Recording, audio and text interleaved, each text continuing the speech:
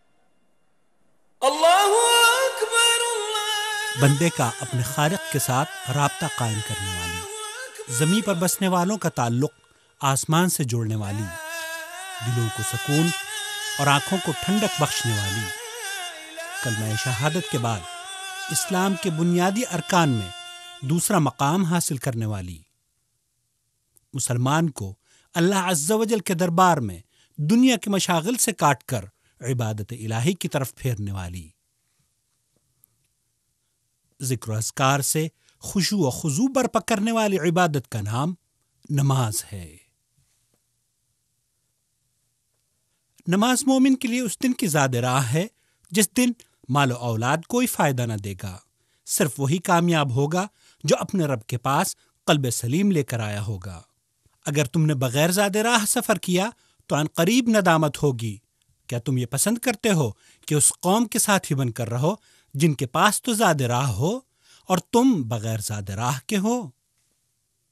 انسان جب گمراہی کے دلدل میں گرا تو اپنے خالق کی عبادت سے دور ہو گیا اور پھر اوہام و خرافات میں مبتلا ہو کر بتوں اور ان کے مظاہر کی پرستش کرنے لگا، ان کے سامنے اپنی پیشانی ٹیکنے لگا، یہاں تک کہ ایسی چیزوں کی عبادت شروع کر دی جیسے آگ، حیوانات، مجسمے، بارش، شجر و حجر اور بت۔ پیر و فقیروں کو نفع و نقصان کا قادر سمجھنے لگا، جبکہ نفع اور نقصان کا مالک تو صرف اللہ ہے۔ قل اتعبدون من دون اللہ ما لا يملك لكم ضرا ولا نفعا واللہ هو السمیع العلیم۔ قل يا أهل الكتاب لا تغلوا في دينكم غير الحق ولا تتبعوا أهواء قوم قد ضلوا من قبل وأضلوا كثيرا وضلوا عن سواء السبيل۔ اور بے شک یہ پہلی حقیقت ہے۔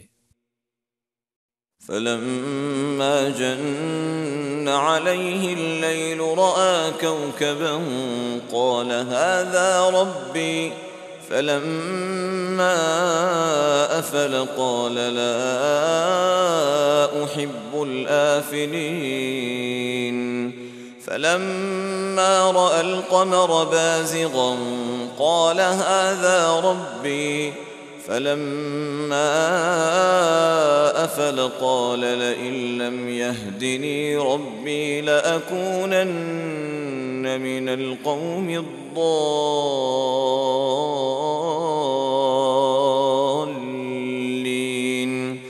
فلما رأى الشمس بازغة قال هذا ربي هذا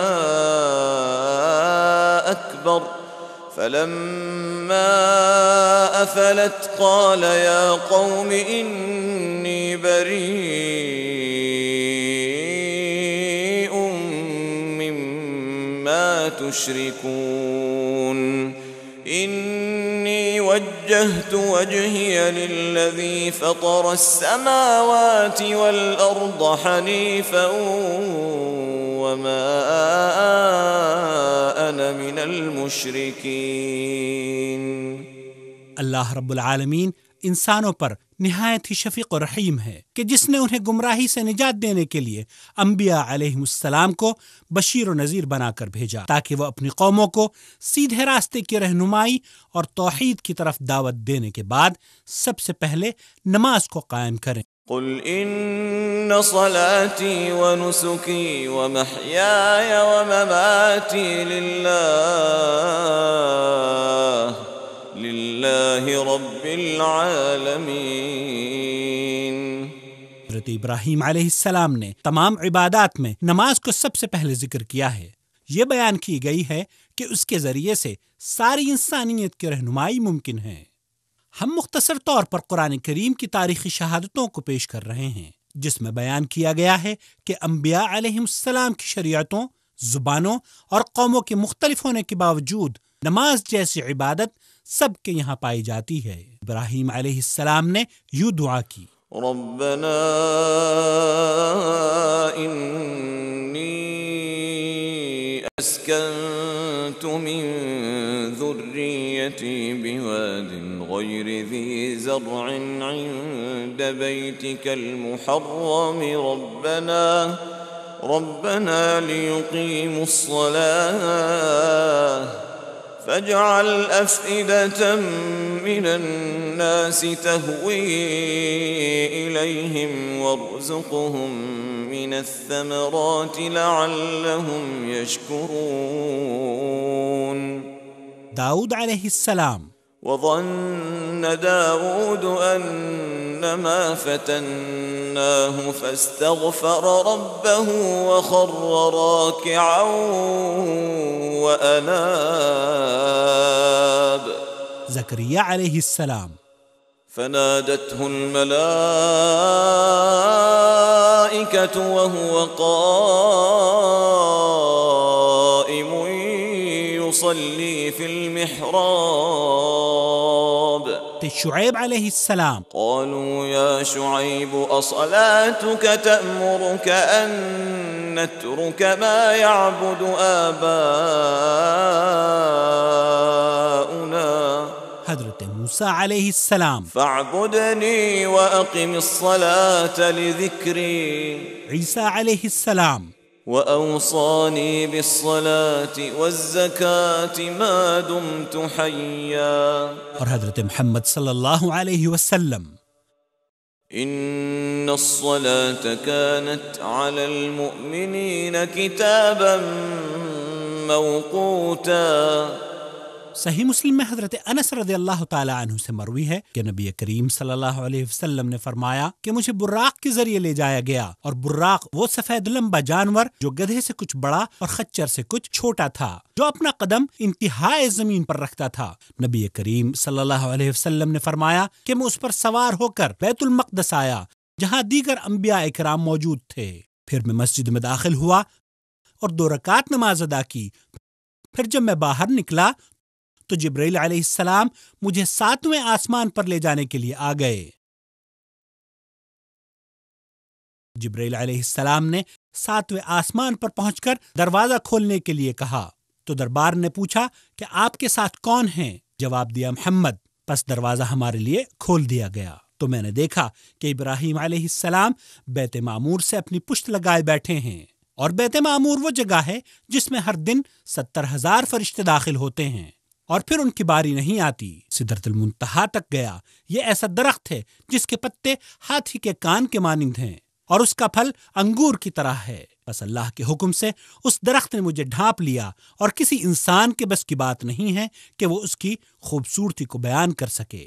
پھر اللہ نے آپ کو جو کچھ بتانا تھا وہی فرمائی، اور مجھ پر ہر شب و روز میں 50 وقت کی نماز فرض کر دی گئی۔ جب آپ واپس لوٹے تو حضرت موسیٰ علیہ السلام کے پاس سے گزرے تو موسیٰ علیہ السلام نے پوچھا کہ اللہ تعالیٰ نے آپ کی امت پر کیا فرض کیا ہے؟ آپ نے بتایا 50 نمازیں۔ حضرت موسیٰ علیہ السلام نے کہا کہ آپ اللہ تعالیٰ کی طرف واپس جائیے اور اپنی امت کے لیے تخفیف کا سوال کیجیے۔ آپ کی امت اتنے بڑے بوجھ کے اٹھانے کی طاقت نہیں رکھتی، کیونکہ میں بنی اسرائیل کا امتحان لے چکا ہوں۔ آپ واپس گئے اور اپنے رب سے تخفیف کی التجا کی تو 5 نمازیں کم ہو گئیں۔ پھر آپ موسیٰ علیہ السلام کے پاس آئے اور کہا کہ 5 نمازیں کم ہو گئیں۔ تو حضرت موسیٰ علیہ السلام نے فرمایا کہ آپ کی امت اس کی بھی استطاعت نہیں رکھتی، لہذا آپ اپنے رب کے پاس واپس جائیے اور تخفیف کا سوال کیجیے۔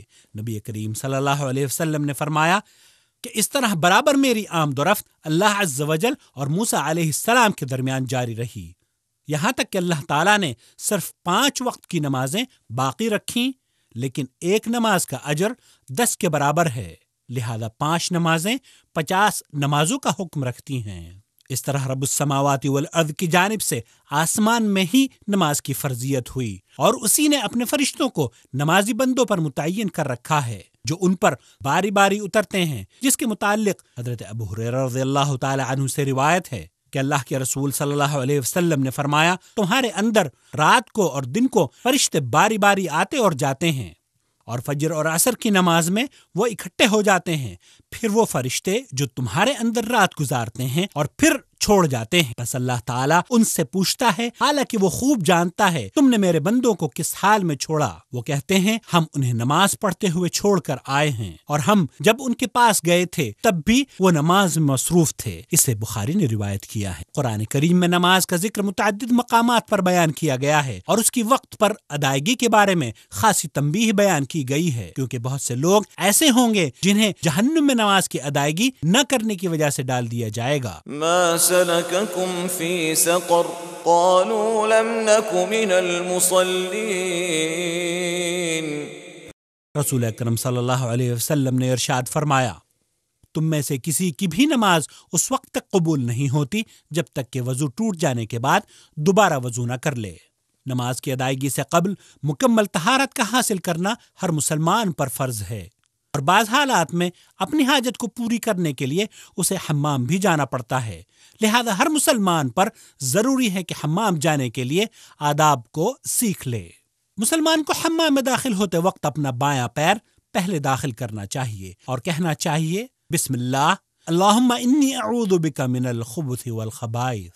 حمام سے نکلتے وقت داہنا قدم باہر نکالنا چاہیے اور کہنا چاہیے، غفرانک۔ اے مسلمان بھائی، لوگوں کی نظروں سے دور رہ کر قضاء حاجت کرنی چاہیے، اور کوشش کرنی چاہیے کہ کوئی ایسی چیز ساتھ نہ ہو جس میں اللہ کا ذکر بیان کیا گیا ہو، اور یہ بھی حتی الامکان کوشش کرنی چاہیے کہ پیشاب و خانہ کرتے وقت رخ قبلے کی طرف نہ ہو۔ قضاء حاجت کے دوران گفتگو بھی نہیں کرنی چاہیے الا یہ کہ ضروری ہو۔ لید اور ہڈی سے استنجا نہ کرو، کیونکہ یہ تمہارے بھائی جنوں کی خوراک ہے۔ مٹی کے ڈھیلوں سے استنجا کرنا جائز ہے، لہذا طاق عدد کا استعمال کرنا چاہیے۔ سیدھے ہاتھ سے استنجا اور شرمگاہ کو نہیں چھونا چاہیے۔ رسول اکرم صلی اللہ علیہ وسلم نے ارشاد فرمایا، تم میں سے کوئی شخص پیشاب کرتے وقت اپنی شرمگاہ کو دائیں ہاتھ سے نہ چھوئے اور نہ دائیں ہاتھ سے استنجا کرے۔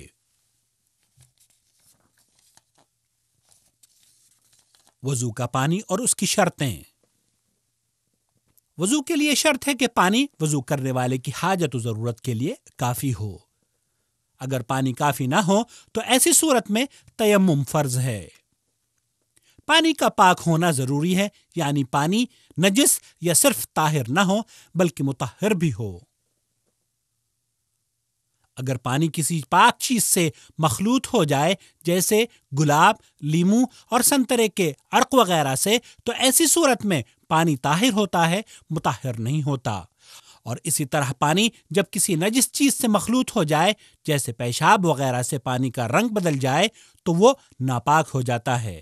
اور پانی کی ان دونوں قسموں سے طہارت حاصل کرنا درست نہیں ہے، مگر جب کسی جگہ پانی ٹھہرنے کی وجہ سے اس جگہ کو بدل دے، کائی وغیرہ لگ جائے، تو کوئی حرج نہیں، اس سے طہارت حاصل کرنا درست ہے۔ وضو عبادت کی غرض سے مخصوص طریقے سے منہ، ہاتھ، سر اور پیروں کو پانی سے تر کرنے کا نام وضو ہے۔ يا أيها الذين آمنوا إذا قمتم إلى الصلاة فاغسلوا وجوهكم وأيديكم إلى المرافق وامسحوا برؤوسكم وأرجلكم إلى الكعبين۔ اس بات کا دھیان رکھنا چاہیے کہ سنت کے مطابق ترتیب سے اعضائے وضو پانی سے مکمل تر ہو جائیں، اور اگر معمولی سی جگہ بھی خشک رہ گئی تو وضو ناقص ہوگا۔ اور اچھی طرح کا مقصد یہ ہرگز نہیں کہ پانی کو بے جا بہایا جائے یا غیر وارد ذکر و اذکار وضو کے دوران پڑھے جائیں، اور اللہ تعالیٰ اسراف کرنے والے کو پسند نہیں فرماتا۔ إنه لا يحب المسرفين۔ میرے محترم بھائی، پانی کے استعمال میں زیادتی ہرگز جائز نہیں ہے۔ حضرت انس رضی اللہ تعالی عنہ سے مروی ہے کہ اللہ کے رسول صلی اللہ علیہ وسلم 1 سا پانی سے غسل فرمایا کرتے تھے، اور 1 سا 4 مد کا تقریباً 2.5 کلو کے برابر ہوتا ہے، اور آپ علیہ السلام 1 مد سے وضو فرماتے اور 1 مد تقریباً 0.25 لیٹر کے برابر ہوتا ہے۔ میرے دینی بھائی، اس بات کو بھی جان لیجئے کہ تمام عبادات میں نیت کا ہونا فرض ہے، اور نیت کی جگہ دل ہے، زبان سے نیت کرنا درست نہیں۔ وضو کی شروعات بسم اللہ کہہ کر کرنی چاہیے۔ رسول اللہ صلی اللہ علیہ وسلم نے فرمایا، اگر مجھے امت کی تکلیف کا احساس نہ ہوتا تو میں ہر وضو کے ساتھ مسواک کرنے کا حکم دیتا۔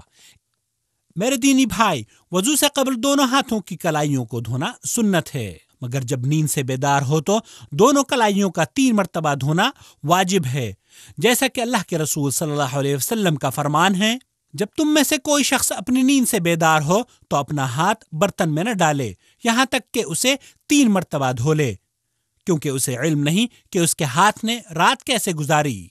بیدار ہو کر سب سے پہلے اس دعا کو پڑھنا چاہیے: الحمد لله الذي أحيانا بعدما أماتنا وإليه النشور۔ اللہ کے رسول صلی اللہ علیہ وسلم کا فرمان ہے کہ جب تم وضو کرو تو کلی کرو۔ دوسری جگہ فرمایا کہ جو شخص وضو کرے وہ ناک میں ضرور پانی چڑھائے، اور اسی طرح روزے کی حالت کے علاوہ دوسرے اوقات میں ناک میں اندر تک پانی چڑھانا سنت سے ثابت ہے۔ پھر اپنا چہرہ دھوئے، جس کا 1 مرتبہ دھونا واجب ہے اور اس سے زیادہ سنت ہے۔ اسی طرح میرے دینی بھائی، یہ بھی جان لیجئے کہ لمبائی میں چہرہ بال کے اگنی کی جگہ سے لے کر داڑھی کی انتہا تک کو کہتے ہیں۔ اسی طرح جب وضو کرنے والا گھنی داڑھیوں والا ہو تو اس کے ظاہری حصے کو دھونا کافی ہے، خلال کرنے کی ضرورت نہیں، اور اگر داڑھی ہلکی ہو اور اندر کی کھال دکھائی دیتی ہو تو چمڑے تک پانی پہنچانے کے لیے خلال کرنا واجب ہے۔ دونوں ہاتھوں کا کوہنیوں تک دھونا۔ چہرہ دھونے کے بعد دونوں ہاتھوں کو کوہنیوں سمیت 1 مرتبہ اچھی طرح سے دھو لینا چاہیے، کیونکہ اللہ کے رسول صلی اللہ علیہ وسلم نے کوہنیوں سمیت اپنے ہاتھوں کو دھویا ہے، اور ہاتھوں اور پیروں کی انگلیوں کا خلال کرنا بھی سنت سے ثابت ہے۔ اور پلاسٹر چڑھے ہوئے ہاتھ پر صرف 1 مرتبہ اوپر سے پورے پلاسٹر پر مسح کرنا کافی ہوگا۔ سر کا مسح۔ حضرت عبداللہ ابن زید رضی اللہ تعالی عنہ سے روایت ہے کہ اللہ کے رسول صلی اللہ علیہ وسلم نے اپنے سر کا مسح پہلے سر کے اگلے حصے سے شروع کیا اور ہاتھوں کو گدی تک لے گئے، پھر پیچھے سے آگے اسی جگہ لے آئے جہاں سے شروع کیا تھا۔ سر کے مسح کے ساتھ دونوں کانوں کا مسح بھی اسی پانی سے ضروری ہے۔ نبی کریم صلی اللہ علیہ وسلم کا فرمان ہے کہ دونوں کان سر ہی کا حصہ ہیں۔ واضح رہے کہ گردن کا مسح کرنا سنت سے ثابت نہیں ہے، اور اگر سر پر عمامہ یا کوئی اور کپڑا ہو تو وضو کرتے وقت ان پر مسح کر سکتے ہیں، اور یہ اس شرط پر جبکہ سر وضو کے بعد ڈھکا ہو۔ حضرت عمر ابن امیہ الضمری رضی اللہ تعالی عنہ فرماتے ہیں کہ میں نے اللہ کے رسول صلی اللہ علیہ وسلم کو موزوں اور عمامے پر مسح کرتے ہوئے دیکھا ہے، اور حضرت عمر رضی اللہ تعالی عنہ فرمایا کرتے تھے کہ جس شخص کو عمامے پر طہارت کا یقین نہ ہو اللہ اسے پاک نہ کرے۔ اس کے بعد دونوں پیروں کو ٹخنوں تک اچھی طرح دھو لینا چاہیے۔ ٹخنا اس ہڈی کو کہتے ہیں جو پنڈلی کے نچلے حصے میں ابھری ہوتی ہے، لہذا پیر کے ساتھ اس کا دھونا بھی واجب ہے۔ اسی طرح خف، چمڑے کا موزہ اور جراب پر مسح کرنا جائز ہے۔ لہذا میرے دینی بھائی، اعضائے وضو میں سے کسی عضو پر معمولی سی جگہ کو بھی چھوڑنے سے بچنا چاہیے، کیونکہ اللہ کے رسول صلی اللہ علیہ وسلم نے ایسے لوگوں کے لیے جو اپنے قدموں میں خشک جگہ چھوڑ دیتے ہیں فرمایا، ایڑیوں والوں کے لیے آگ سے خرابی ہے، پس وضو پوری طرح سے کیا کرو۔ حضرت صفوان ابن عسال رضی اللہ تعالی عنہ سے مروی ہے کہ ہمیں اللہ کے رسول صلی اللہ علیہ وسلم نے حکم دیا کہ اپنے خفین پر مسح کریں، اس شرط پر کہ انہیں وضو کے بعد پہنا ہو، اور آپ نے مسافر کے لیے 3 دن 3 رات اور مقیم کے لیے 1 دن اور 1 رات مسح کرنے کی رخصت عنایت فرمائی، اور ہم انہیں جنابت سے طہارت کے وقت ہی اتارا کرتے تھے۔ لہذا ایک مسلمان جب جنابت سے طہارت حاصل کرنا چاہے تو اسے موزوں کو اتار کر طہارت حاصل کرنی چاہیے، اور ایسے حالات میں موزوں پر طہارت کی مدت پھر اسی وقت سے شروع ہوگی جب سے وضو کے بعد موزے پہنے ہوں۔ موزوں پر مسح کرنے کا طریقہ یہ ہے کہ پاؤں کے اوپری حصے پر صرف 1 مرتبہ ہاتھ پھیرا جائے، واضح رہے پاؤں کے نچلے حصے پر مسح کرنا غلط ہے۔ اے مسلمان بھائی، کسی ایسی چیز کے جسم پر لگے رہنے سے وضو نہیں ہوتا جس کی وجہ سے پانی جسم کے اعضاء تک نہ پہنچ پاتا ہو، جیسے عورتوں کی نیل پالش، خاص قسم کے پینٹس اور چربی وغیرہ جس سے پانی رک جاتا ہو۔ اور وہ لوگ جو رنگ وغیرہ کے کاموں کو کرتے ہیں انہیں ایسی اشیاء کو صاف کرنے کی کوشش کرنی چاہیے تاکہ جسم پانی سے تر ہو جائے۔ البتہ کوشش کرنے کے باوجود اگر کوئی جگہ ایسی رہ جائے جہاں سے رنگ وغیرہ نہ اترے تو ان کا حکم معذور کا حکم ہوگا، اور انہیں ہر نماز کے لیے الگ وضو کرنی چاہیے۔ تیمم کا بیان۔ وَإِن كُنتُمْ جُنُبًا فَاطَّهَّرُوا وَإِن كُنتُم مَّرْضَىٰ أَوْ عَلَىٰ سَفَرٍ أَوْ جَاءَ أَحَدٌ مِّنكُم مِّنَ الْغَائِطِ أَوْ لَامَسْتُمُ النِّسَاءَ فَلَمْ تَجِدُوا مَاءً فَتَيَمَّمُوا صَعِيدًا طَيِّبًا فَامْسَحُوا بِوُجُوهِكُمْ وَأَيْدِيكُمْ مِنْهُ مَا يُرِيدُ اللَّهُ لِيَجْعَلَ عَلَيْكُمْ مِنْ حَرَجٍ وَلَكِنْ يُرِيدُ لِيُطَهِّرَكُمْ وَلِيُتِمَّ نِعْمَتَهُ عَلَيْكُمْ لَعَلَّكُمْ تَشْكُرُونَ۔ اللہ تعالیٰ نے شریعت اسلام میں بہت سی آسانیاں انسان کے لیے عنایت فرمائی ہیں، ان آسانیوں میں سے تیمم بھی ایک عظیم رحمت ہے۔ رسول اللہ صلی اللہ علیہ وسلم نے ارشاد فرمایا، مجھے 5 چیزیں ایسی دی گئی ہیں جو مجھ سے پہلے کسی کو نہیں دی گئی تھیں۔ زمین میرے لیے سجدہ گاہ، اور اگر پانی میسر نہ ہو تو پاک کرنے والی بنائی گئی ہے۔ بس میری امت کا جو انسان نماز کے وقت کو جہاں بھی پالے اسے وہیں نماز ادا کر لینی چاہیے۔ اے مسلمان بھائی، یہ بات بھی جان لیجئے کہ تیمم مقیم اور مسافر دونوں کے لیے پانی نہ ہونے کی صورت میں، یا پانی ناکافی ہونے کی صورت میں، یا اگر کسی بیماری کی یا خوف کی وجہ سے پانی نہ استعمال کر سکتا ہو تو ان حالات میں تیمم جائز ہے۔ تیمم کا طریقہ: بسم اللہ کہہ کر دونوں ہتھیلیوں کو زمین، مٹی یا ریت پر مارے اور ترتیب سے پہلے ہاتھ چہرے پر پھیرے اور پھر داہنے ہاتھ کو بائیں ہاتھ پر اور بائیں ہاتھ کو دائیں ہاتھ پر پھیرے۔ چہرے پر ہاتھ اوپر کی جانب سے نیچے کی طرف پھیرنا چاہیے۔ رسول اللہ صلی اللہ علیہ وسلم نے فرمایا، اگر کوئی شخص مکمل وضو کر کے یہ دعا پڑھ لے، اشہد ان لا الہ الا اللہ وحدہ لا شریک لہ واشہد ان محمدا عبدہ ورسولہ، تو اس کے لیے جنت کے 8 دروازے کھول دیے جاتے ہیں کہ جس سے چاہے داخل ہو جائے۔ اسے صحیح مسلم نے روایت کیا ہے۔ اللہ تعالیٰ کی بے شمار رحمتوں میں سے ایک رحمت مسلمانوں کے لیے اذان بھی ہے، جو 5 وقت انہیں اپنے رب کی عبادت اور فلاح و کامرانی کی طرف دعوت دیتی رہتی ہے۔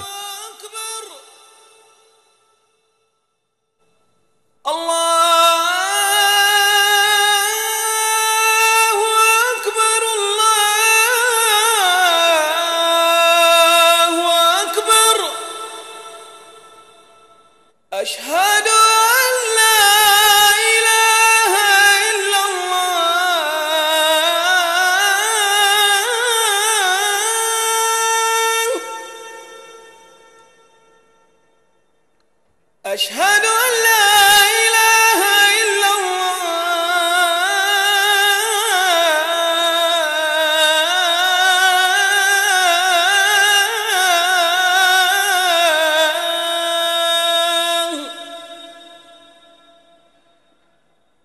أشهد أن محمد رسول الله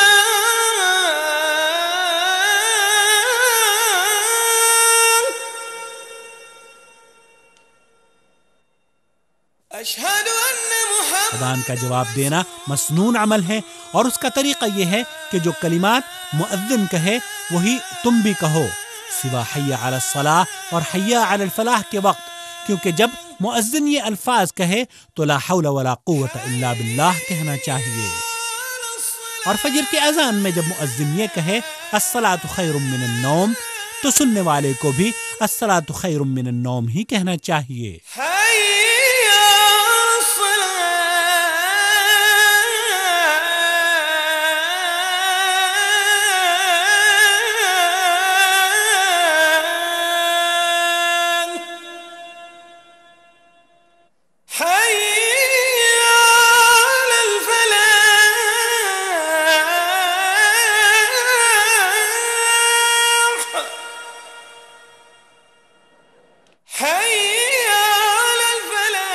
واضح رہے کہ تکبیر کا حکم بھی مثل اذان ہی ہے۔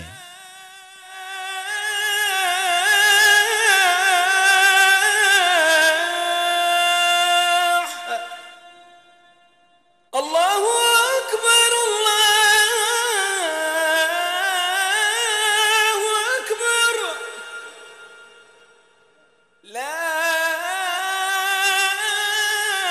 اور اذان سے فارغ ہونے کے بعد مؤذن اور سننے والوں کو چاہیے کہ نبی کریم صلی اللہ علیہ وسلم پر درود بھیجیں۔ حضرت جابر رضی اللہ تعالی عنہ سے روایت ہے، نبی کریم صلی اللہ علیہ وسلم نے ارشاد فرمایا، جس شخص نے اذان سن کر یہ کلمات کہے اللہم رب هذه الدعوة التامة والصلاة القائمة آت محمدا الوسيلة والفضيلة وبعثه مقاما محمودا الذي وعدته، تو قیامت کے دن ان کی سفارش کرنا میرے ذمہ ہوگی۔ اسے بخاری نے روایت کیا ہے۔ نماز، رسول اکرم صلی اللہ علیہ وسلم نے نماز کو جنت میں جانے کی ضمانت قرار دیا ہے۔ اللہ کے رسول صلی اللہ علیہ وسلم کے فرمان کے مطابق قیامت میں سب سے پہلے نماز کا ہی سوال ہوگا، اور اگر نماز سنت کے مطابق درست ہوئی تو بندہ کامیاب و کامران ہوگا، اور اگر نماز سنت کے مطابق نہ ہوئی تو ناکام و نامراد ہوگا۔ نماز بذات خود جتنی اہم ہے اس کا طریقہ بھی اتنا ہی اہم ہے۔ نماز مسلمان پر ہر حال میں فرض ہے، چاہے وہ بیمار ہو، مسافر ہو، مقیم ہو، امن و امان کی حالت میں ہو یا خوف کی، حتیٰ کہ دشمن سے لڑائی کے وقت یہ تو مجاہدین سے بھی ساقط نہیں ہوتی۔ اللہ تعالیٰ نے ان لوگوں پر نماز فرض کی ہے جن پر مندرجہ ذیل شرائط پوری ہوتی ہوں۔ اسلام، کیونکہ کافر سے اس کا کوئی عمل قابل قبول نہیں۔ عاقل، انسان کا عاقل ہونا، کیونکہ اللہ کے رسول صلی اللہ علیہ وسلم نے ارشاد فرمایا کہ 3 طرح کے اشخاص سے قلم کو اٹھا لیا گیا ہے: سویا ہوا شخص جب تک کہ وہ بیدار نہ ہو جائے، دوسرا بچہ جب تک کہ وہ بالغ نہ ہو جائے، اور تیسرا وہ شخص جو مجنون ہو جب تک کہ اسے عقل نہ آ جائے۔ بلوغیت، نبی کریم صلی اللہ علیہ وسلم نے بچوں کو نماز کی ترغیب دلانے کے لیے بلوغیت سے قبل حکم دیا تاکہ وہ نماز کا صحیح طریقہ سیکھ لیں۔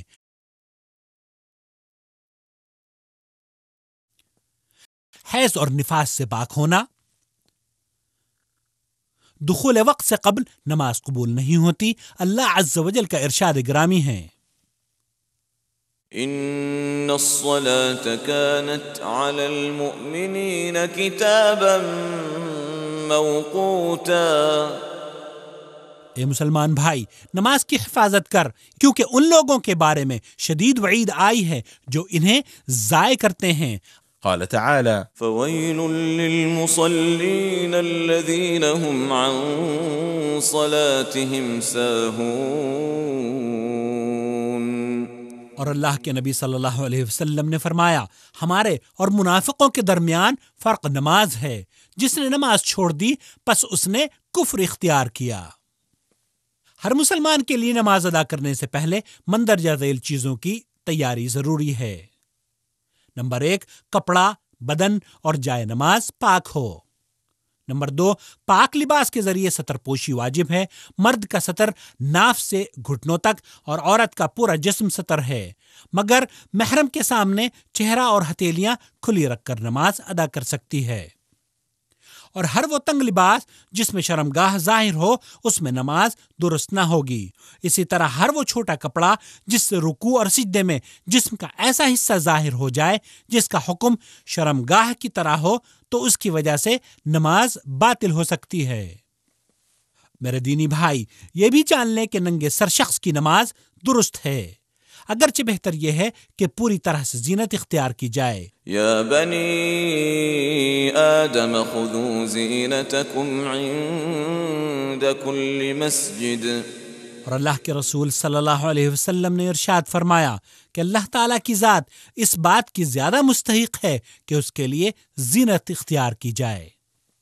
نمبر 3، جس قدر ممکن ہو قبلے کا استقبال کرنا چاہیے، جیسا کہ فرمان الہی ہے، ومن حيث خرجت فول وجهك شطر المسجد الحرام وحيث ما كنتم فولوا وجوهكم شطره۔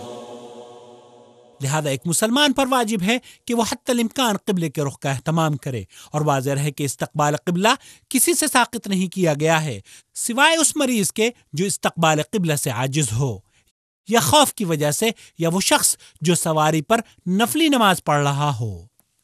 نماز کا مسنون طریقہ۔ میرے دینی بھائی، جب نماز کے لیے کھڑے ہو تو قلب و نظر میں عظمت کبریائی کا سوز و گداز لے کر اور تذلل و خاکساری کا پیکر بن کر، کیونکہ اسی میں فلاح و کامیابی ہے۔ اللہ رب العالمین فرماتا ہے، قد افلح المؤمنون الذين هم في صلاتهم خاشعون۔ ہر عمل کی نیت ضروری ہے، اور نیت کا مقام دل ہے۔ زبان سے نیت کرنی درست نہیں، بلکہ یہ بدعت ہے، کیونکہ اللہ کے رسول صلی اللہ علیہ وسلم اپنی نماز کے ابتدا میں دونوں ہاتھوں کو اٹھا کر اللہ اکبر کہتے۔ تکبیر اولیٰ کے ساتھ رفع یدین کرتے وقت ہاتھوں کو کندھے یا کانوں تک اٹھانا چاہیے، کیونکہ اللہ کے رسول صلی اللہ علیہ وسلم کی یہی سنت ہے۔ اور جو روایتیں اس کے برخلاف ہیں یا تو وہ سخت ضعیف ہیں یا ان کی کوئی اصل نہیں۔ واضح ہے کہ کانوں کی لو چھونے کی بھی کوئی اصل نہیں۔ اور یہ بھی جان لیجئے کہ نماز میں رفع یدین 4 مقامات پر کرنا سنت سے ثابت ہے۔ نمبر 1، تکبیر تحریمہ کے وقت۔ نمبر 2، رکوع میں جاتے وقت۔ نمبر 3، رکوع سے سر اٹھاتے وقت۔ اور نمبر 4، تیسری رکعت کی ابتدا میں یعنی تشہد سے کھڑے ہو کر۔ پھر اپنے دائیں ہاتھ سے بائیں ہاتھ کی کلائی پکڑ کر دونوں ہاتھ سینے پر باندھ لینے چاہیے، مگر زیر ناف یا ناف کے اوپر ہاتھ باندھنے والی ساری روایتیں حد درجہ ضعیف ہیں، جن پر عمل کرنا درست نہیں۔ اور اسی طرح دونوں ہاتھوں کو کھلا چھوڑ دینے کی بھی کوئی اصل شریعت میں نہیں ملتی۔ ادھر ادھر نماز میں دیکھنا سراسر غلط عمل ہے، اور اس بات کا خیال رکھنا چاہیے کہ نگاہ سجدے کی جگہ پر ہو۔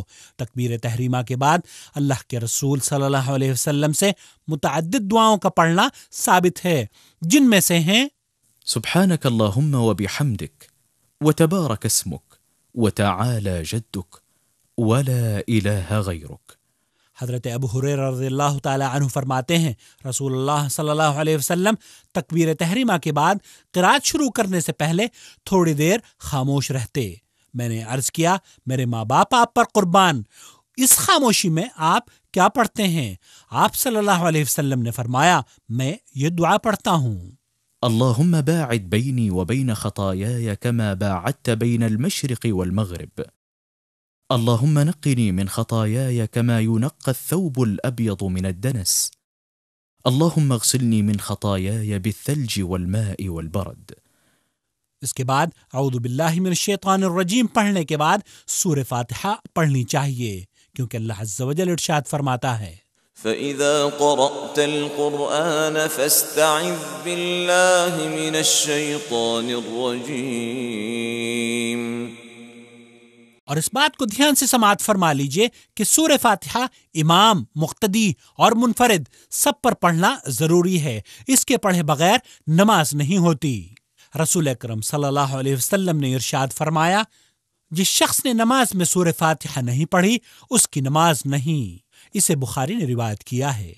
سورہ فاتحہ کی اہمیت کو مد نظر رکھتے ہوئے صحیح قرات آپ کے لیے پیش خدمت ہے۔ بسم اللہ الرحمن الرحیم، الحمد للہ رب العالمین، الرحمن الرحیم، مالک یوم الدین، إياك نعبد وإياك نستعين، اهدنا الصراط المستقيم، صراط الذين أنعمت عليهم غير المغضوب عليهم ولا الضالين۔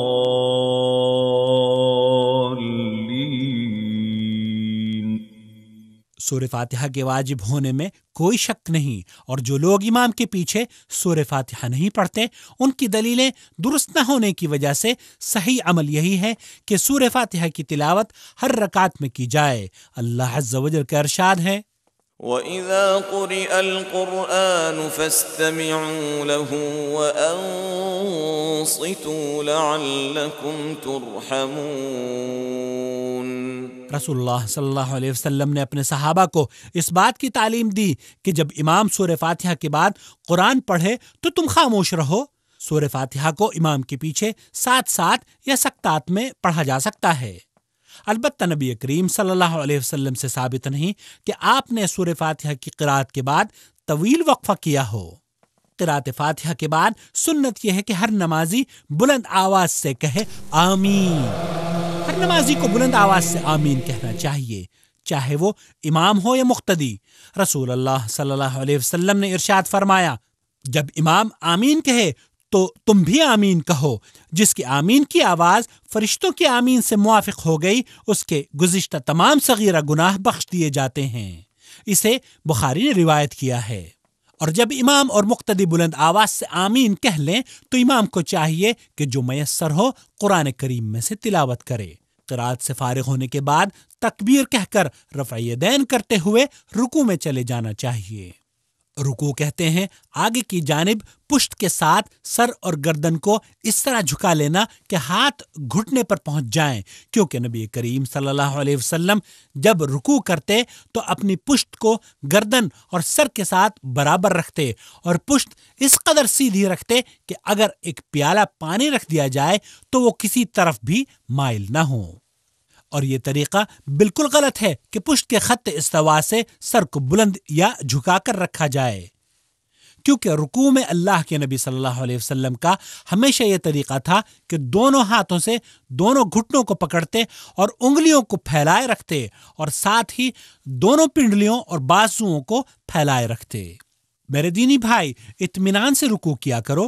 رکوع میں ایک مرتبہ سبحان رب العظیم کہنا چاہیے اور ایک سے زیادہ مرتبہ کہنا افضل ہے۔ پس رکوع کو مکمل کرنے کے بعد سمع اللہ لمن حمدہ کہتے ہوئے رفع یدین کرتے ہوئے سیدھے کھڑے ہو جانا چاہیے، اور جب تم اچھی طرح سیدھے کھڑے ہو جاؤ تو یہ دعا پڑھو، ربنا ولک الحمد۔ اتنا کہنا کافی ہے، لیکن اگر مزید پڑھنا چاہو تو یہ دعا بھی اس کے ساتھ پڑھنا افضل ہے۔ ربنا ولك الحمد ملء السماوات والأرض وملء ما بينهما وملء ما شئت من شيء بعد۔ یہاں ربنا ولک الحمد کے ساتھ والشکر کہنے کی زیادتی کی کوئی اصل نہیں۔ میرے دینی بھائی، رکوع سے سیدھے اعتدال کے ساتھ کھڑے ہونے کا خاص خیال رکھو، سستی اور غفلت سے بچو، کیونکہ اللہ کے نبی صلی اللہ علیہ وسلم نے فرمایا اس شخص کی نماز درست نہیں جو رکوع اور سجود میں اپنی کمر کو مکمل سیدھی نہیں رکھتا۔ لہذا جب مکمل اطمینان سے کھڑے ہو جاؤ پھر اللہ اکبر کہتے ہوئے سجدے میں چلے جاؤ۔ سجدے کی کیفیت۔ نماز میں سجدہ کہتے ہیں 7 اعضاء کو مخصوص طریقے سے زمین پر رکھنا، اور وہ 7 اعضاء یہ ہیں: پیشانی ناک کے ساتھ، دونوں ہاتھ اور دونوں گھٹنے، اور دونوں پاؤں کی انگلیاں۔ اللہ کے نبی صلی اللہ علیہ وسلم کا فرمان ہے، اس شخص کی نماز نہیں ہوتی جس کی ناک زمین سے نہ لگی ہو۔ اور اسی طرح دونوں بازوؤں کو پہلوؤں سے اور دونوں رانوں کو پیٹ سے دور رکھنا چاہیے۔ سجدے میں دونوں قدموں کو ملا کر سیدھے کھڑا رکھنا چاہیے اور اپنے بازوؤں کو زمین پر نہ بچھانا چاہیے۔ یہ طریقہ غلط ہے۔ اللہ کے رسول صلی اللہ علیہ وسلم نے ارشاد فرمایا کہ سجدہ اطمینان سے کرو، اور تم میں سے کوئی شخص اپنے بازوؤں کو کتے کی طرح نہ بچھائے۔ اسے بخاری و مسلم نے روایت کیا ہے۔ واضح رہے کہ عورتوں کو بھی بازوؤں کو زمین پر نہیں بچھانا چاہیے۔ اللہ کے رسول صلی اللہ علیہ وسلم نے سجدے میں کوے کی طرح چونچ مارنے سے منع فرمایا ہے۔ لہذا سجدے میں نہایت ہی اطمینان و سکون سے تسبیح بیان کرنی چاہیے، اور کم از کم 1 مرتبہ سبحان ربی الاعلیٰ کہنا لازم ہے، اور تسبیح کا 1 سے زیادہ مرتبہ بیان کرنا افضل عمل ہے۔ اس لیے میرے دینی بھائی، سجدے میں کثرت سے دعا کرو، کیونکہ اللہ کے رسول صلی اللہ علیہ وسلم نے فرمایا، بندہ سجدے کی حالت میں اپنے رب سے سب سے زیادہ قریب ہوتا ہے۔ اسی طرح مریض کے سجدہ کرنے کے لیے کسی چیز کا بلند کر دینا تاکہ وہ اس پر سجدہ کرے غلط ہے، اس لیے کہ تکلف اور حرج میں پڑنے کی ضرورت نہیں، بلکہ ایک مسلمان پر ضروری یہ ہے کہ حرج و مشقت میں پڑے بغیر اپنی طاقت و وسعت کو مد نظر رکھتے ہوئے نماز ادا کرے جس کا وہ مکلف ہے۔ دونوں سجدوں کے درمیان بیٹھنا واجب ہے۔ نبی کریم صلی اللہ علیہ وسلم پہلے سجدے سے سر اٹھا کر نہایت آرام و اطمینان سے بیٹھتے کہ جسم کی ساری ہڈیاں اپنی جگہ پر آ جاتی، پھر دوسرا سجدہ کرتے۔ اور نبی کریم صلی اللہ علیہ وسلم 2 سجدوں کے درمیان جب بیٹھتے تو اپنے بائیں کولہے پر بیٹھ جاتے اور اپنے دائیں پیر کو کھڑا رکھ کر اس کی انگلیوں کو قبلہ رخ رکھتے، اور اپنے ہاتھوں کو اپنی رانوں پر اس طرح رکھتے کہ ان کا رخ قبلے کی جانب ہو، اور یہ دعا پڑھتے، رب اغفر لی۔ اور کبھی کبھی نبی کریم صلی اللہ علیہ وسلم یہ دعا بھی پڑھا کرتے تھے، اللہم اغفر لی وارحمنی واجبرنی واہدنی وارزقنی۔ میرے دینی بھائی، یہ جان لو کہ جس طرح 2 سجدوں کے درمیان جلسے میں بیٹھا جاتا ہے، ٹھیک اسی طرح تشہد اولیٰ اور جلسہ استراحت میں بھی بیٹھا جاتا ہے۔ نبی کریم صلی اللہ علیہ وسلم جب نماز کی پہلی اور تیسری رکعت میں ہوتے تو دوسرے سجدے کے بعد تھوڑی دیر سیدھے بیٹھتے، پھر قیام کے لیے کھڑے ہوتے۔ اور اے میرے دینی بھائی، دونوں قدموں کو زمین پر کھڑا کر کے کولہوں کو زمین پر رکھ کر بیٹھنے سے بچو، کیونکہ نبی کریم صلی اللہ علیہ وسلم نے اس قسم کی بیٹھک کو ایقاع سے تعبیر کیا ہے اور اس سے منع فرمایا ہے۔ لیکن اپنے دونوں قدموں کو کھڑا کر کے اپنی ایڑیوں پر بیٹھنا سنت سے ثابت ہے۔ اسی طرح جو لوگ پیر پر پیر رکھ کر اس طرح بیٹھتے ہیں وہ لوگ غلطی کرتے ہیں۔ میرے دینی بھائی، نبی کریم صلی اللہ علیہ وسلم دوسری رکعت کے بعد پہلے تشہد میں دایاں پاؤں کھڑا رکھتے اور بائیں پر بیٹھتے۔ دوسرے یا آخری تشہد میں دایاں پاؤں کھڑا کر کے بائیں کو دائیں پنڈلی کے نیچے سے نکال کر بیٹھنے کو تورک کہتے ہیں، اور تورک کرنا افضل ہے۔ نبی کریم صلی اللہ علیہ وسلم تشہد میں شہادت کی انگلی کو مسلسل حرکت دیا کرتے تھے، اور آپ کا فرمان مبارک ہے کہ شہادت کی انگلی کا ہلانا شیطان کو تلوار مارنے سے زیادہ سخت لگتا ہے۔ نبی کریم صلی اللہ علیہ وسلم اپنی نگاہ کو انگلی پر رکھتے تھے اور حرکت دیتے رہتے تھے اور دعا مانگتے رہتے، اور صحابہ اکرام انگلی سے اشارہ نہ کرنے پر ملامت اور نکیر فرمایا کرتے تھے۔ نبی کریم صلی اللہ علیہ وسلم کے بعد صحابہ یہ کہتے ہیں کہ اللہ کے رسول صلی اللہ علیہ وسلم ہمیں تشہد کی دعا اس طرح سے سکھایا کرتے تھے جس طرح ہمیں قرآن سکھاتے، لہذا ہم آپ کی خدمت میں تشہد کی مسنون دعا پیش کر رہے ہیں جو نبی کریم صلی اللہ علیہ وسلم نے اپنے صحابہ کو سکھلائی۔ التحيات لله والصلوات والطيبات، السلام عليك أيها النبي ورحمة الله وبركاته، السلام علينا وعلى عباد الله الصالحين، أشهد أن لا إله إلا الله وأشهد أن محمدا عبده ورسوله۔ درود شریف کا پڑھنا۔ تشہد کی دعا سے فراغت کے بعد رسول اکرم صلی اللہ علیہ وسلم درود و سلام پڑھا کرتے تھے اور اپنے صحابہ کو بھی پڑھنے کی تعلیم دیتے۔ لہذا ہر مسلمان کو چاہیے کہ درود ابراہیمی کو سیکھ لے اور اچھی طرح ان الفاظ کو یاد کر لے۔ اللهم صل على محمد وعلى آل محمد كما صليت على إبراهيم وعلى آل إبراهيم إنك حميد مجيد. اللهم بارك على محمد وعلى آل محمد كما باركت على إبراهيم وعلى آل إبراهيم إنك حميد مجيد. اس کے بعد نبی کریم صلی اللہ علیہ وسلم سے مختلف دعاؤں کا پڑھنا ثابت ہے، جو چاہے دعا کرے۔ واضح رہے نماز کے دوران اردو زبان میں دعا کرنا جائز نہیں، لہذا ایک مسلمان کو چاہیے کہ جو دعائیں اللہ کے رسول صلی اللہ علیہ وسلم سے ثابت ہوں انہیں یاد کر لے اور ان میں ترمیم بھی نہ کرے۔ تشہد میں دعائیں قبول ہوتی ہیں۔ اللہ کے پیارے رسول صلی اللہ علیہ وسلم تشہد میں 4 چیزوں سے پناہ ضرور مانگتے اور اس دعا کو ضرور پڑھا کرتے تھے۔ اللهم إني أعوذ بك من عذاب جهنم وأعوذ بك من عذاب القبر وأعوذ بك من فتنة المسيح الدجال وأعوذ بك من فتنة المحيا والممات۔ اسلامی بھائیوں اور بہنوں، سلام پھیرنا نماز کا رکن ہے، اس کے بغیر نماز درست نہیں ہوگی۔ نبی کریم صلی اللہ علیہ وسلم پہلے اپنے دائیں سلام پھیرتے اور کہتے السلام علیکم ورحمۃ اللہ، اور کبھی کبھی السلام علیکم ورحمۃ اللہ وبرکاتہ، پھر بائیں سلام پھیرتے اور کہتے السلام علیکم ورحمۃ اللہ۔ واضح رہے نبی کریم صلی اللہ علیہ وسلم سے سلام کے بعد اجتماعی دعا کرنے کا ثبوت نہیں ملتا۔ میرے دینی بھائی، جس طرح نبی کریم صلی اللہ علیہ وسلم نے نماز ادا کی ہے ویسے ہی ادا کرو۔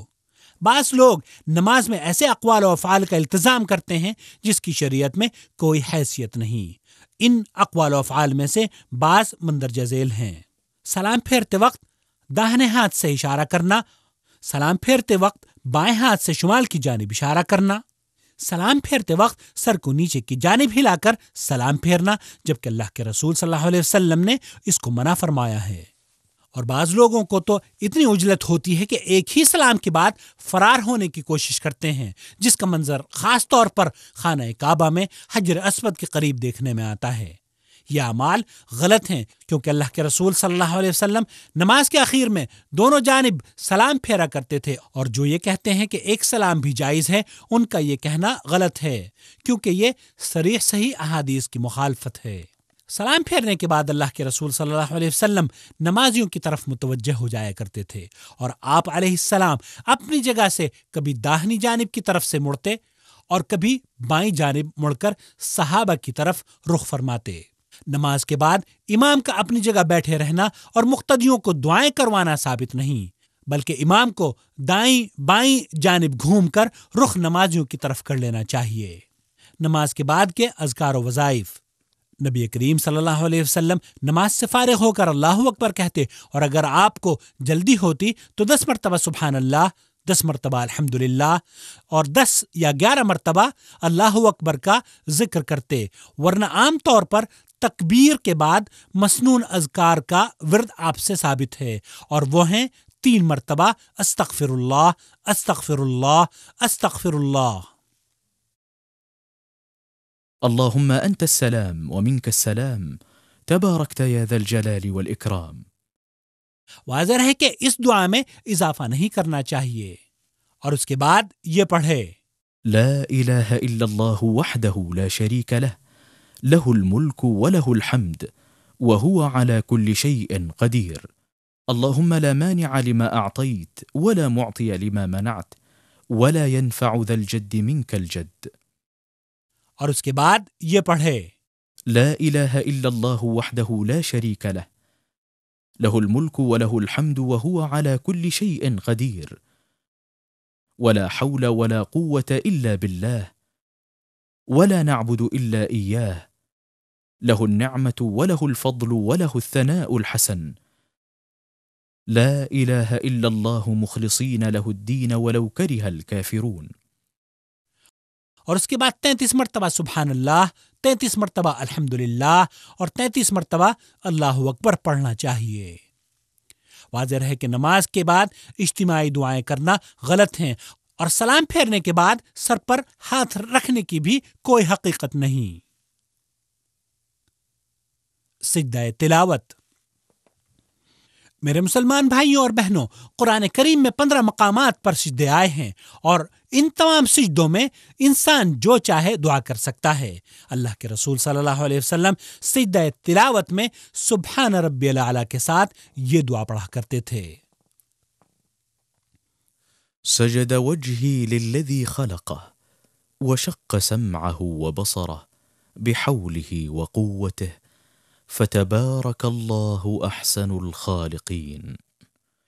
امام مسلم نے حضرت ابو ہریرہ رضی اللہ تعالی عنہ سے مروی حدیث نقل کی ہے کہ نبی کریم صلی اللہ علیہ وسلم نے ارشاد فرمایا، جب ابن آدم آیت سجدے کی تلاوت کرتے ہوئے اس پر سجدہ کرتا ہے تو شیطان روتے ہوئے علیحدہ ہو کر کہتا ہے، ہائے تباہی و بربادی، اسے سجدہ کرنے کا حکم دیا گیا تو اس نے سجدہ کیا اور جنت کا مستحق بن گیا، اور مجھے سجدہ کرنے کا حکم دیا تو میں نے انکار کر دیا، لہذا میں جہنم کا مستحق ہو گیا۔ سجدہ سہو۔ میرے دینی بھائی، اس میں کوئی شک نہیں ہے کہ ہر انسان فطری طور پر بھولتا ہے، اس لیے نبی کریم صلی اللہ علیہ وسلم کا فرمان ہے، یقیناً میں انسان ہوں، جیسے تم لوگ بھولتے ہو ویسے ہی میں بھی بھولتا ہوں، لہذا جب میں بھول جاؤں تو مجھے یاد دہانی کرا دیا کرو۔ نبی کریم صلی اللہ علیہ وسلم نے سجدہ سہو کو مشروع قرار دیا ہے تاکہ نماز میں جو کمی یا زیادتی یا شک واقع ہو جائے تو وہ ختم یا کمی پوری کی جائے۔ واضح ہے کہ سجدہ سہو 2 سجدے ہیں، اور نمازی کو سلام پھیرنے کے بعد یا سلام سے قبل سجدے کرنے چاہیے۔ سجدہ سہو صرف نماز کے ارکان کی بھول چوک میں ہے، جیسے تشہد اولی، سورہ فاتحہ کے بعد آیات کی تلاوت وغیرہ کا بھولنا۔ نماز میں جو چیزیں مستحب ہیں ان میں سجدہ سہو نہیں ہے۔ سجدہ سہو نماز میں صرف ایک مرتبہ ہے، اگرچہ ایک ہی نماز میں کئی مرتبہ بھول چوک ہو جائے، اور اگر رکن چھوٹ جائے تو رکن کو پورا کرنے کے بعد سجدہ کرنا چاہیے، کیونکہ رکن کے چھوٹنے پر صرف سجدہ کر لینا کافی نہ ہوگا، اور اگر نماز میں جو چیزیں واجب ہیں وہ چھوٹ گئیں تو صرف سجدہ سہو کافی ہو جائے گا۔ نماز کو باطل کرنے والی اشیاء۔ میرے دینی بھائی، اس میں کوئی شک و شبہ کی بات نہیں کہ ہر مسلمان نماز کو پورے اعتماد و یقین کے ساتھ ادا کرنے کا خواہش مند ہوتا ہے اور امید کرتا ہے کہ اس کی نماز بارگاہ الہی میں مقبول ہو، لیکن چند ایسے امور ہیں جن کی بنا پر نماز باطل ہو جاتی ہے، اور وہ مندرجہ ذیل ہیں۔ نمبر 1، جان بوجھ کر کھانا پینا۔ کھانا کھانے کے بعد جو شخص نماز پڑھنے کا ارادہ کرے اس کے لیے مستحب ہے کہ وہ کلی کر لے۔ نمبر 2، بغیر کسی مصلحت کے جان بوجھ کر گفتگو کرنا۔ اللہ تعالیٰ کا ارشاد ہے، وَقُومُوا لِلَّهِ قَانِتِينَ۔ نمبر 3، جان بوجھ کر بغیر کسی ضرورت کے نماز میں عمل کثیر، عمل قلیل و کثیر کا کوئی ضابطہ نہیں ہے، جیسے نماز میں بغیر ضرورت کے حرکت کرنا۔ نمبر 4، بغیر کسی عذر کے جان بوجھ کر نماز کے رکن یا واجب کو چھوڑ دینا۔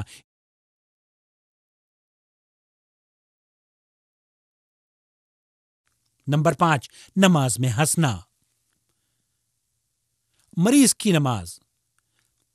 میرے دینی بھائی، اللہ نے اپنے بندوں کو اس بات کا مکلف نہیں کیا جس کی وہ طاقت نہیں رکھتے۔ فرمان الہی ہے، لا يكلف اللہ نفسا الا وسعها۔ اللہ نے ہر اس چیز کو ناپسند فرمایا ہے جس کے ایک انسان طاقت نہیں رکھتا، لہذا ایسا مریض جو پانی کے استعمال سے تکلیف محسوس کرتا ہو اسے تیمم کرنا چاہیے، اور جب مریض بذات خود طہارت حاصل نہیں کر سکتا ہو تو اس کے لیے جائز ہے کہ معاون کی مدد سے طہارت حاصل کرے، اور اگر معاون نہ ملے اور خود طہارت حاصل کرنے کی طاقت نہ ہو تو بغیر طہارت کے نماز ادا کر سکتا ہے۔ میرے دینی بھائی، نبی رحمت صلی اللہ علیہ وسلم نے یہ وضاحت فرمائی ہے کہ تکلیف میں قدرت ہی اصل ہے، لہذا آپ نے فرمایا کھڑے ہو کر نماز پڑھو، اگر کھڑے ہونے کی قدرت نہیں تو بیٹھ کر نماز پڑھو، اور اگر بیٹھ کر نماز پڑھنے کی طاقت نہیں ہے تو پہلو کے بل نماز پڑھو۔ کھڑے ہونے کی طاقت نہیں ہے تو بیٹھ کر نماز ادا کرنی چاہیے، خواہ زمین پر بیٹھو یا کرسی پر۔ اگر رکوع و سجود کرنے کی طاقت نہ ہو تو سر کے اشارے سے رکوع و سجود کرنا چاہیے، سجدہ کرنے کے لیے اشارہ کرنا چاہیے اور رکوع کرنے کے لیے جھک جانا چاہیے۔ اگر ان دونوں کی ادائیگی پر قدرت نہ ہو تو نماز کے ارکان کو آنکھوں کے اشاروں سے ادا کرنا چاہیے۔ رکوع کے لیے آنکھوں کو تھوڑا سا بند کر دینا چاہیے، جبکہ سجدے کے لیے دونوں آنکھوں کو زیادہ بند کر دینا چاہیے۔ اور یہ بات بھی جان لیں کہ بے ہوش نمازوں پر ان نمازوں کی قضا واجب ہے جو نماز بے ہوشی کی حالت میں فوت ہو گئی ہیں۔ بے ہوش مریض کا حکم سونے والے کے حکم کے مترادف ہے، اگر بے ہوشی کی مدت طویل ہو اور اگر قضا نمازوں کا پورا کرنا اس پر شاق گزرے تو اس صورت میں قضا نمازیں ساقط ہو جائیں گی۔ اور بعض لوگوں نے قضائے عمری کا مسئلہ جو بنایا ہوا ہے، واضح رہے قضائے عمری کی کوئی حیثیت نہیں، اور اگر مریض پہلو کے بل نماز پڑھتا ہے تو اپنا چہرہ قبلہ رخ کرے، اور اگر سیدھا لیٹ کر نماز پڑھتا ہے تو اپنے پیر قبلے کی طرف رکھے۔ حالت نماز کی وہ غلطیاں جن سے ہر مسلمان کو بچنا چاہیے۔ میرے دینی بھائیوں اور بہنوں، یہاں چند ایسی غلطیاں ذکر کی جا رہی ہیں جو نمازیوں سے سرزد ہوتی ہیں اور ان سے نماز متاثر ہوتی ہے۔ نمبر 1، بغیر سترے کے نماز کا ادا کرنا۔ نبی کریم صلی اللہ علیہ وسلم کا ارشاد ہے، جب تم میں سے کوئی شخص نماز پڑھے تو سترہ رکھ لے، نماز کے لیے سترہ واجب ہے۔ نمبر 2، نماز میں تکبیر، ذکر و اذکار اور قرات زبان کو حرکت دے کر نہ پڑھنا۔ اگر کوئی شخص صرف دل سے ادا کرتا ہے تو ایسے شخص کو قاری نہیں کہیں گے۔ نمبر 4، 4 مقامات پر اللہ اکبر کہتے وقت رفع یدین نہ کرنا۔ نمبر 4، سجدے کے مقام کو دیکھنے کے بجائے آسمان کی طرف دیکھنا۔ نبی کریم صلی اللہ علیہ وسلم نے دھمکی بھرے الفاظ میں یوں ارشاد فرمایا، وہ لوگ جو نماز میں آسمان کی طرف دیکھتے ہیں باز آ جائیں ورنہ اللہ ان کی بصارت سلب کر لے گا۔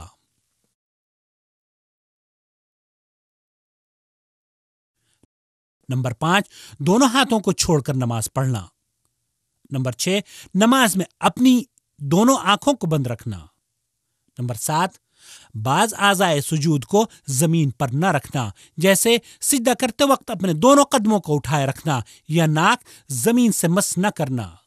نمبر 8، امام کے پیچھے بچوں اور ان افراد کا کھڑا ہونا جن میں عقل کی پختگی نہ آئی ہو اور وہ مریض جو حرکت نہ کر سکتے ہوں، کیونکہ اگر امام نماز کے دوران کسی عذر شرعی کی بنا پر اپنی جگہ کسی کو آگے بڑھانے کا ارادہ کرے تو ایسا نہ کر پائے اور الجھن کا سما پیدا ہو۔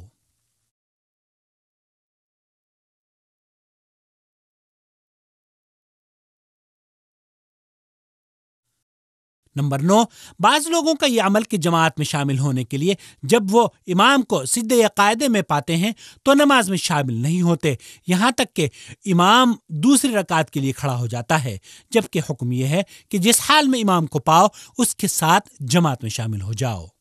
نمبر 10، صحیح طور پر تکبیر کا زبان سے نہ کہنا۔ واضح رہے ایسی جگہوں پر نماز کا پڑھنا بھی غلط ہے جہاں قبر ہوں۔ عورتوں کی نماز کی کیفیت۔ میرے اسلامی بھائیوں اور بہنوں، یہ جان لیجئے کہ نماز کے اوصاف اور اس کے متعلقات میں مرد اور عورتیں باہم شریک ہیں، ان کے درمیان کوئی فرق نہیں سوائے چند مقامات کے جو مندرجہ ذیل ہیں۔ نمبر 1، اگر عورتوں کی امامت کرتی ہے تو صف سے نکل کر آگے نہیں بڑھے گی بلکہ پہلی صف کے وسط میں کھڑی ہو کر امامت کرے گی۔ نمبر 2، جب امام غلطی کرے، امام سے سہو ہو جائے تو امام کو بتانے کے لیے ایک ہاتھ کو دوسرے ہاتھ پر ماریں گی جبکہ مرد سبحان اللہ کہیں گے۔ نمبر 3، جب عورتیں مردوں کی موجودگی میں نماز ادا کریں تو اپنے دونوں بازوؤں، دونوں رانوں وغیرہ کو پھیلانے میں مبالغہ نہ کریں کیونکہ اس سے بے پردگی کا اندیشہ ہے۔ ہاں، اگر عورت تنہا نماز پڑھتی ہے یا 2 عورتوں کے ساتھ باجماعت نماز ادا کرتی ہے تو نماز کے ان تمام اوصاف کا التزام ضروری ہے جو نبی کریم صلی اللہ علیہ وسلم سے وارد ہیں۔ نمبر 4، عورت کو حالت نماز میں بدن کی ستر پوشی واجب ہے، چہرہ اور دونوں ہتھیلیوں کے علاوہ۔ اے اللہ کے بندوں، آپ نے یہاں نبی کریم صلی اللہ علیہ وسلم کی نماز کا پیارا نمونہ دیکھ لیا ہے۔ ہماری آپ سے نہایت ہی خلوص سے یہ درخواست ہے کہ آپ اپنی نمازیں اپنے پیارے رسول صلی اللہ علیہ وسلم کے نمونے کی روشنی میں پڑھیں، تاکہ ان نورانی نمازوں کو آپ اللہ کے یہاں قبول پائیں۔ اور اگر نمونے کے مطابق آپ کو نماز پڑھتے ہوئے دیکھ کر کوئی نکتہ چینی کرے یا احادیث رسول کے مقابل بزرگوں اور ائمہ کے اقوال پیش کرے تو آپ اس کی نادانی سے اجتناب کرتے ہوئے عمل بالحدیث پر کاربند رہیں، کیونکہ جس طرح نبی کریم صلی اللہ علیہ وسلم کی ذات روئے زمین کے تمام بزرگوں اور اماموں سے اعلیٰ و ارفع ہے، اسی طرح آپ کی تعلیم اور طریقہ بھی روئے زمین پر تمام طریقوں سے اعلیٰ و ارفع ہے۔ امام ابن قیم رحمۃ اللہ علیہ کے اس قول کو یاد رکھیں، نماز روزی کا باعث ہے، صحت کی محافظ ہے، تکالیف کو دور کرتی ہے، بیماریوں کو بھگاتی ہے، دل کو قوت عطا کرتی ہے، چہرے پر نور لاتی ہے، قوی کو مضبوط کرتی ہے، روح کو غذا فراہم کرتی ہے، قلب کو منور کرتی ہے، نعمت کی محافظ ہے، برکت لاتی ہے، شیطان کو دور بھگاتی ہے، رحمان سے قریب کرتی ہے۔ اور آخر میں نبی کریم صلی اللہ علیہ وسلم کے اس فرمان کو یاد رکھیں، روز قیامت بندے سے سب سے پہلے نماز کے متعلق سوال ہوگا۔ اگر یہ مرحلہ ٹھیک رہا تو دیگر اعمال صحیح رہیں گے، اور اگر نماز میں گڑبڑ ہوئی تو دیگر سارے اعمال خراب ہو جائیں گے۔ اے اللہ کے بندوں، ہمیں امید ہے کہ اس کیسٹ کا اختتام آپ کے لیے نئی زندگی کی ابتدا ہوگی، لہذا اب ویسے ہی نماز پڑھو جیسے نبی کریم صلی اللہ علیہ وسلم نے نماز ادا کی ہے۔ نماز اسی طرح پڑھو جس طرح مجھے پڑھتے ہوئے دیکھتے ہیں۔